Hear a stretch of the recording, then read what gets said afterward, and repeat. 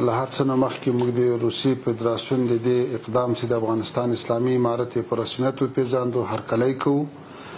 او دغه جرأتمندانه اقدام چې د روسیې فدراسیون وکړو دا به انشاءالله د نورو دپاره هم یو مثال وګرځي او تاسو په جریان کې یاست چې د افغانستان اسلامي امارت 4 کاله وړاندې چې کله فتوحات راغلو تحول رامنځته شو نو موږ زیاته توجه دې ته وکړه چې په افغانستان کې امن او ثبات او نظم ټینګ شي او ولس مطمئن شي په دې سلسله کې الله تعالی کامیابي راکړه همداسې خارجي سیاست ته او ډیپلوماټیکو هڅو ته توجه وکړه چې بیلابیلو هیوادونو ته خپل ډیپلوماټان ولېږل چې د نړۍ اکثره هغه هیوادونه چې موږ ورسره اړیکو ته اړتیا لرو او خام سفارتونه لرل هلته هم ډیپلوماټان ولېږل په دویم قدم کې د روسیې فدراسیون په شمول ګڼو هیوادونو د موږ سفیران قبول کړو دا چې اوس د رسمیت پیژندنې لړۍ هم شروع شوه او په دې کې روسیې هیواد تر ټولو وړاندې شو نو امید شته چې همدا سلسله به هم همداسې په مخ ولاړه شي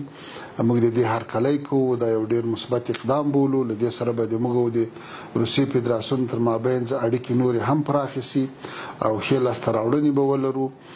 د افغانستان اسلامي امارت خپل متوازن سیاست ته مخې د نړۍ له هیوادونو سره مثبت اړیکې غواړي او ښې اړیکې غواړي په متقابل احترام ولاړې اړیکې غواړي اوس د دې وخت را رسېدلی چې افغانستان هغه خپل اصلي مسؤلیت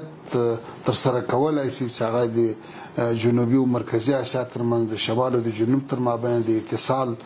او د ترانزیت او د اقتصاد په برخه کې د مرکزیت د رول لوبولو وخت په دې کې به انشاءالله موږ کامیاب یو زه بیا هم د روسیې فدراسیون د محترم رهبرۍ نه مننه کوم چې یو داسې اقدام یې وکړو چې هم د نورو دپاره مثال شي او هم خپله د روسیې او د افغانستان تر مابین د اړیکو د پراختیا دپاره ټول خنډونه له منځه یوسي مننه خدای دې وکړي چې په راتلونکي کې هم ښې لاسته راوړنې ولرو